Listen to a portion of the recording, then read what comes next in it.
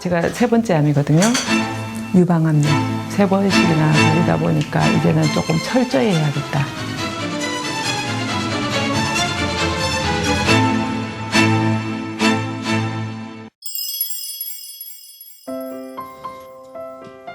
제 이름은 박경숙이고요.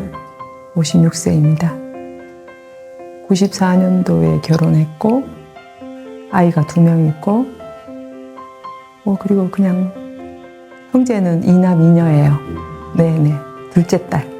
오빠 있고 언니 있고 그 다음에 저 있고 남동생.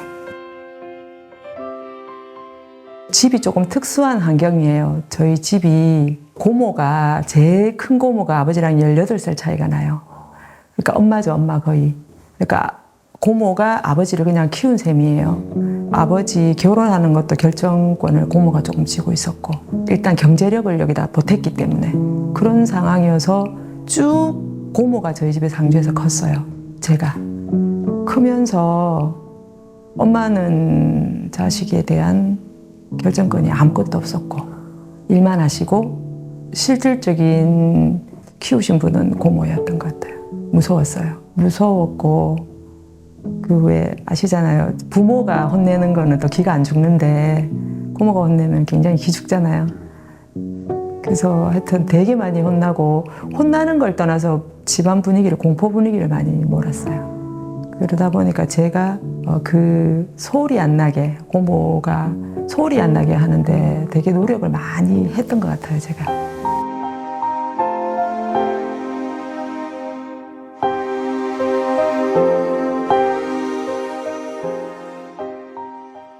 제가 결혼을 26살에 했는데 그냥 제가 태어날 때부터 결혼할 때까지 고모랑 생활을 같이 했죠.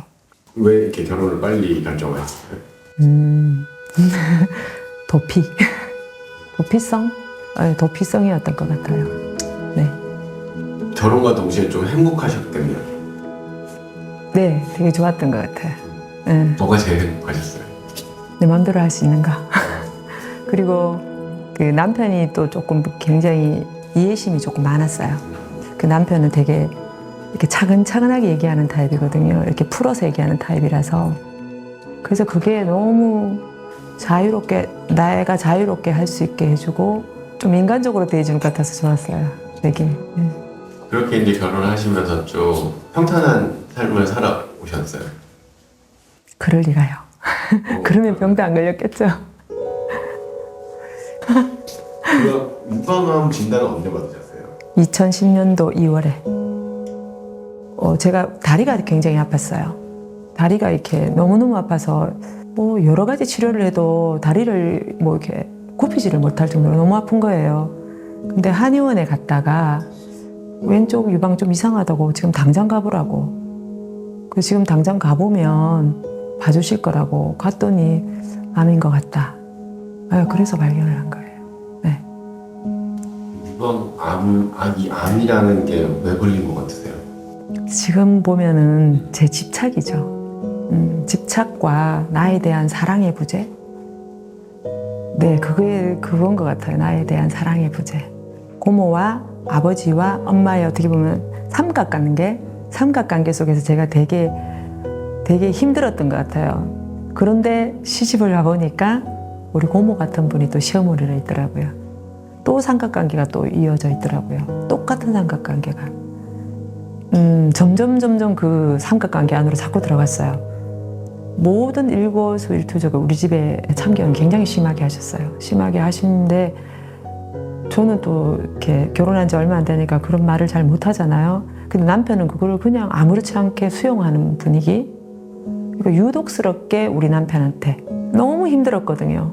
너무 힘든데 힘들다고 말도 못 해보고 싫다고 해보지도 못하고 그러니까 계속 좋은 며느리 하려고 그리고 좋은 아내 하려고 막 하다 보니까 내 속이 조금 그러니까 나답게 살지 못해서 그런 것 같아요.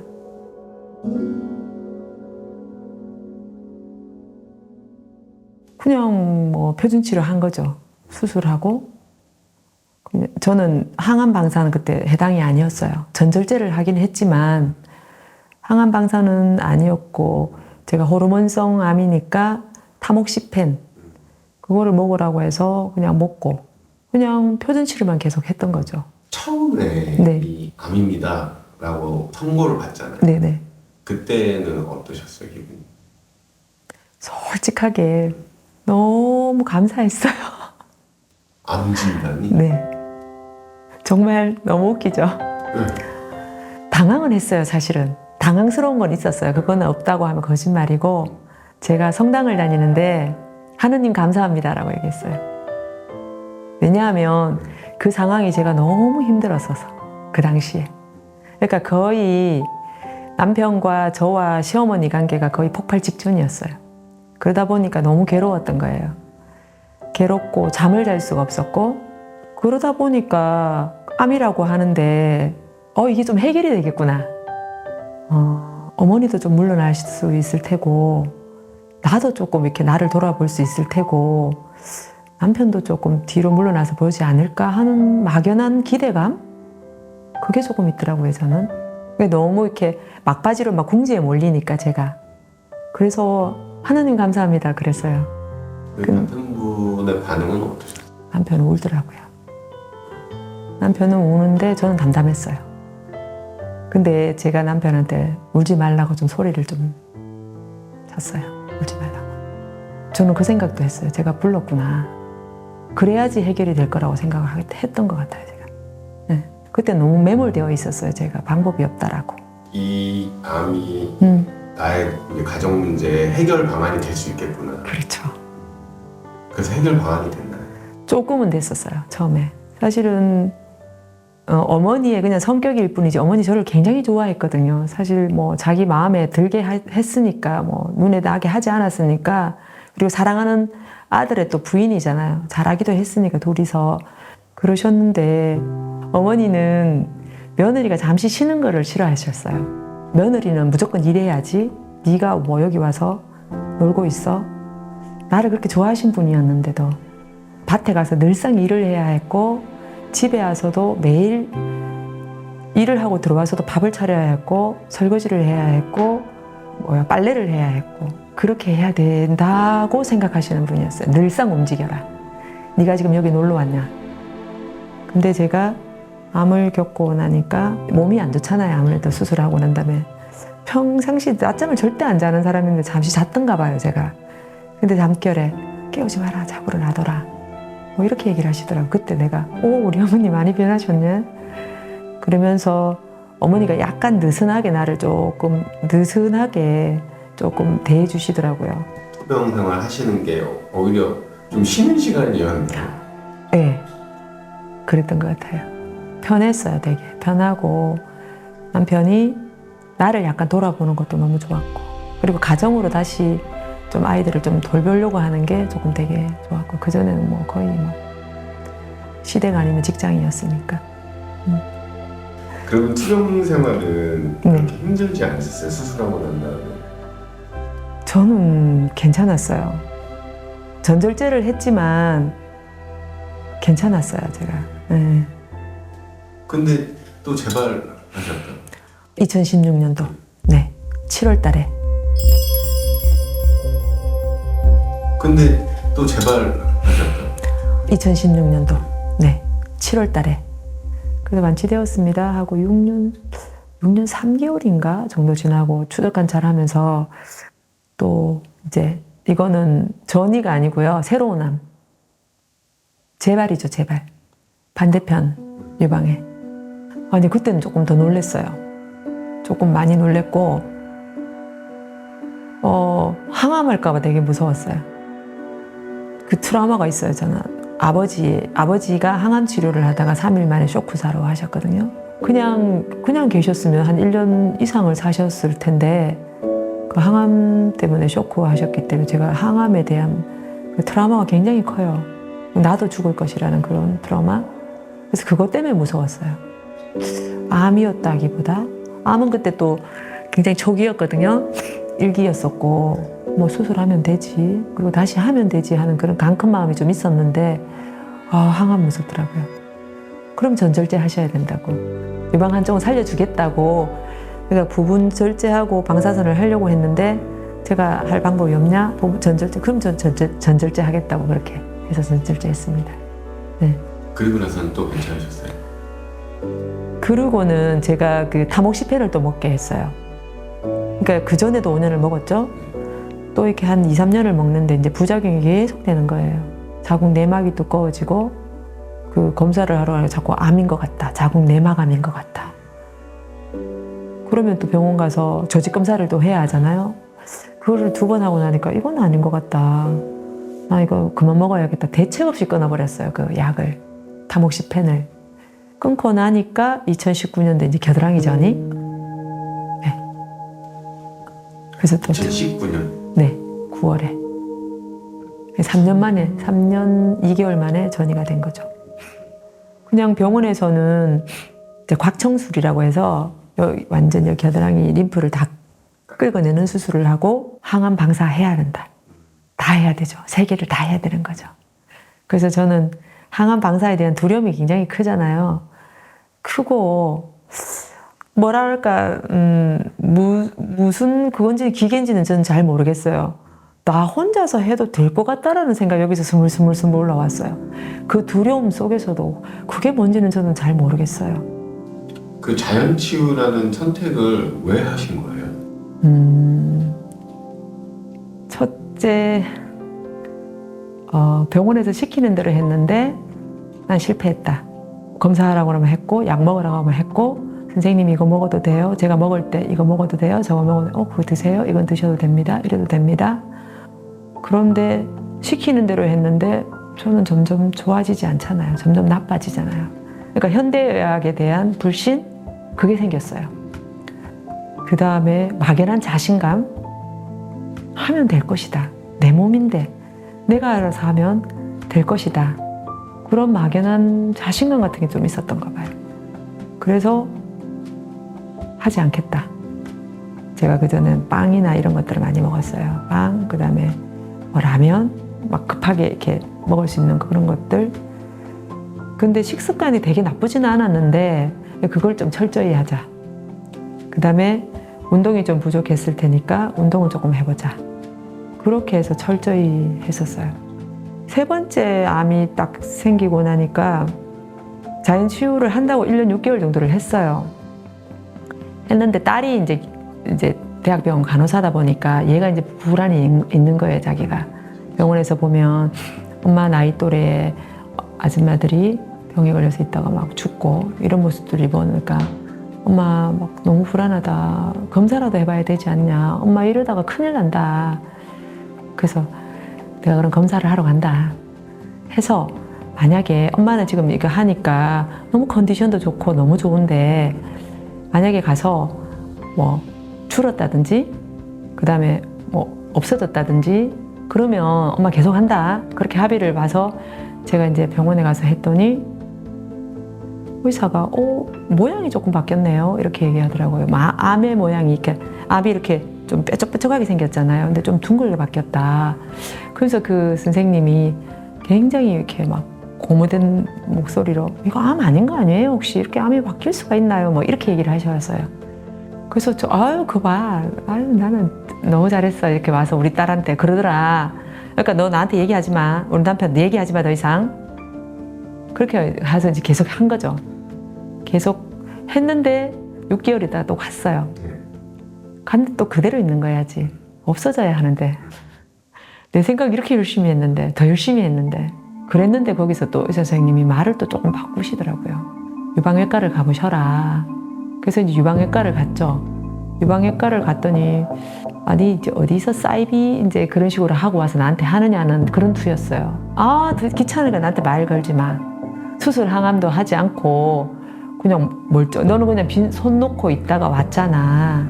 그런 투로 얘기하면서 그냥 가만히 있다가 왔잖아요. 이거를 초음파를 보고는 난 모른다. 그러니까 분명히 전이 됐을 테니 CT를 찍고 와서 얘기해라. 그래서 내가 선생님, 다음 환자 있으니까 더 이상 얘기하지 마세요. 되게 불친절하게 그러시더라고요. 제가 그때 멘붕이 왔어요. 그때 멘붕이 와서 나 어떡하지? 갑자기 너무 두렵더라고요. 이제 제가 1년 한 5개월 정도를 저 혼자 했기 때문에 본병원에 이제 못 가요. 본병원에서 받아주지도 않죠. 그래서 수소본에서 간 게 부산이었어요. 부산에 요양병원이었는데 거기를 갔었는데 그 의사 선생님도 나보고 아주 무식한 아줌마라고 나보고 대놓고 왜 이렇게 아실 많은 분이 이렇게 무식한 짓을 하셨냐고. 아유 그냥 수술 항암 방사하면 간단한 걸 가지고 이렇게 복잡하게 만들었냐고 나를 막 혼내시더라고요. 일단 CT를 찍어봅시다. 그래서 이제 방향을 잡아봅시다.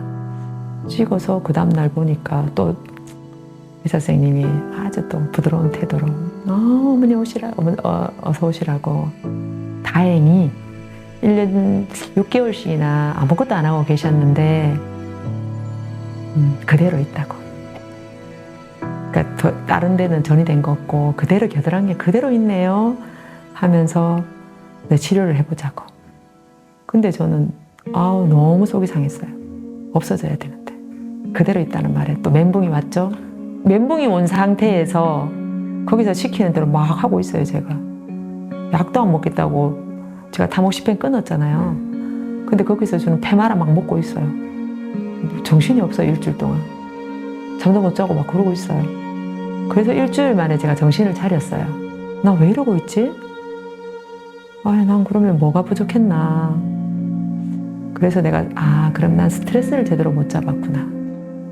그래서 그 전부터 제가 활명은 알고 있었어요. 그 사이트를 통해서 활명이 이 스트레스 관리 이런 쪽으로는 굉장히 암 환자들 사이에서 특화된 병원이거든요. 그래서 활명요양병원을 바로 갔죠, 제가. 거기는 실망 안 하셨어요? 활명이에요? 진짜 너무 좋았어요. 너무너무 좋아서 그래서 남편한테 6주만 하고 올게. 제가 아이들을 떠나온 지가 사실 없었잖아요. 그렇게 애들이 컸어도. 그래서 6주만 하고 올게 하고 갔어요. 근데 사실 1년을 있다가 왔어요. 너무 좋았어요. 너무 좋아서 뭐 가족 떨어진 거는 사실 조금 힘들었죠. 그거는 조금 힘들었는데 그게 희석될 정도로 너무 좋았어요. 그래서 1년을 있었습니다. 거기서. 뭐 어떤 게 그렇게 좋았어요? 막 나를 찾아가는 여정, 나에 대해서 막 알게 되는 여정. 내가 나를 너무 모르고 있었구나. 그리고 내가 정말 내 감정에 대해서 너무 몰랐었구나.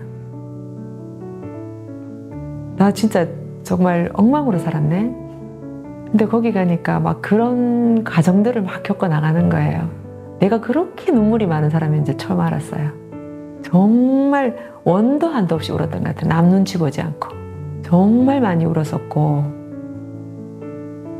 그런 과정들이 너무 좋았었어요. 그러니까 그 전에 병원들은 저희를 그냥 진짜 암 환자, 죽을 날만 기다리는 암 환자 취급을 한 거죠. 약 넣어주고 고주파하고 이게 다잖아요. 근데 여기는 가니까 환자로 보지 않으시더라고요.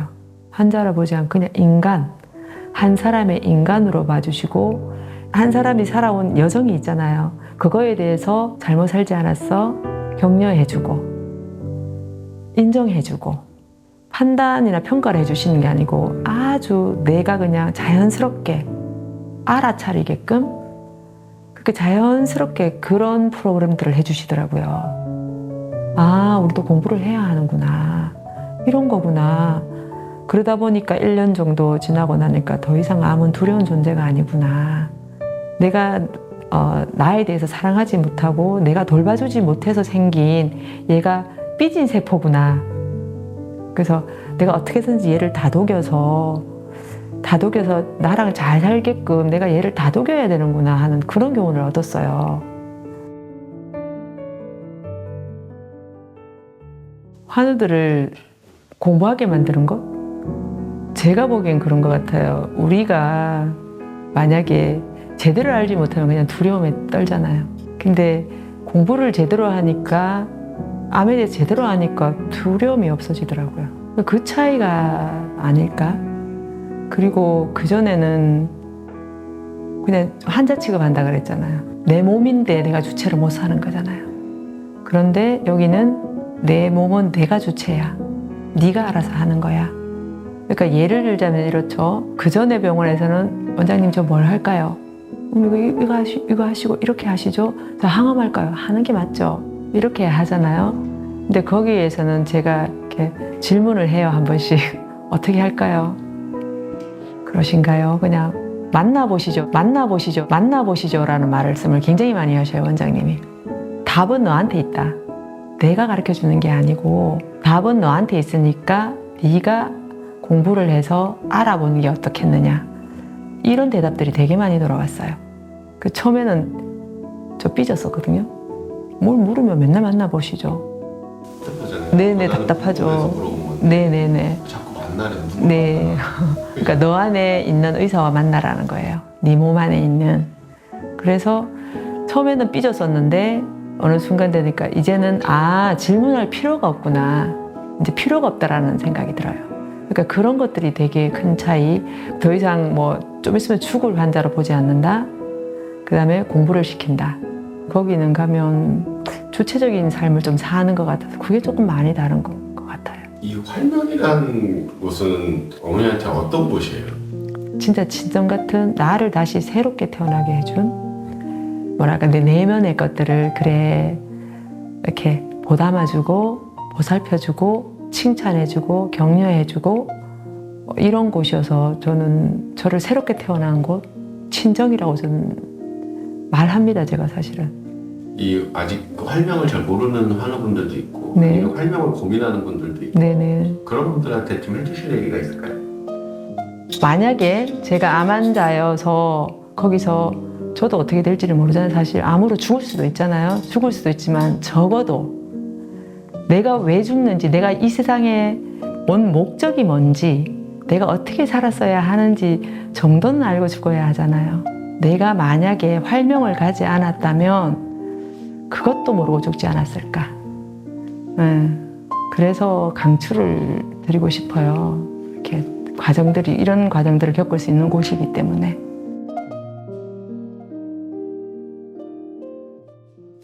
역설적이게도 요즘에는 제 감정 표현을 하고 나를 잘 살피고 내가 행복한 게 좋은 며느리고 좋은 아내더라고요. 지금 보니까. 그럼 지금은 행복하시다는 말씀이신가요? 지금은 한 80~90%는 되는 것 같아요. 지금은 그런 쪽으로 많이 알아차리려고 노력합니다. 네. 계기가 있으셨어요? 그렇게 바뀔 생각이? 그게 암이었던 것 같아요. 암이 나한테 찾아오면서 자신을 돌아보잖아요. 첫 번째, 두 번째도 노력을 많이 했던 것 같아요. 했다고 제가 생각을 했는데 조금 부족했었고 지금 계속 발전하고 있는 건 것 같아요. 어떻게 만족을 다 하겠습니까? 그런데 편안해요. 지금 편안하고 좋습니다. 네. 지금도 힘들어하고 투병하고 계시는 환우분들이 그래도 많잖아요. 네네. 그럼 해주고 싶은 얘기 있으면 어떤 게 있을까요? 너무 힘쓰지 말라고 얘기해드리고 싶어요. 너무 힘쓰지 말아라. 나만 바라보고 내 감정 되게 솔직하고 저는 감정에 솔직하지 못해서 되게 힘들었거든요. 좋은 건지 나쁜 건지도 모르고 좋다, 싫다 표현을 한 번도 못 해보고 항상 오케이였었기 때문에 그러니까 내 감정을 바라보고 그리고 너무 애쓰지 않았으면 좋겠어요. 제가 처음에 자연치유할 때 너무 애썼거든요. 전투적으로 하는 거예요, 자연치유도. 그건 자연치유가 아니죠. 그래서 편안하게 이래도 괜찮다, 저래도 괜찮다, 편안하게. 내가 바꿀 수 있는 건 없더라고요. 바꿀 수 있는 거는 나밖에 없더라고요. 남들 바꾸려고 하지도 말고 그냥 나한테 만족하고 애쓰지 않았으면 좋겠다. 편안하게 하셨으면 좋겠다. 그거 부탁드리고 싶습니다. 예.